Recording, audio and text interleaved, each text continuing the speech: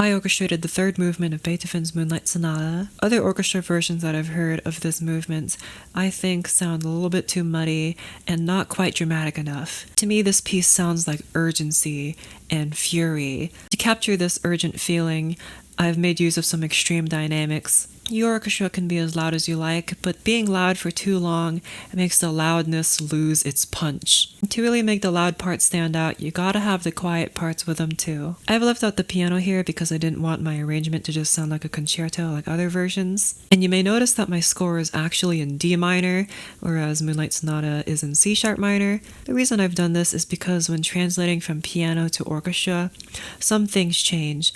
Wind players would much rather play in these flat keys rather than in C sharp minor. If you try and put these arpeggios in something like the strings, because there are so many string players, some of the notes might get lost between all of the players together. In order to better articulate and enunciate the notes, I've put them in the woodwinds instead. I've made use of an orchestra that Beethoven might have used, but I in no way made any attempt to sound like Beethoven. So without further ado, please enjoy my orchestration.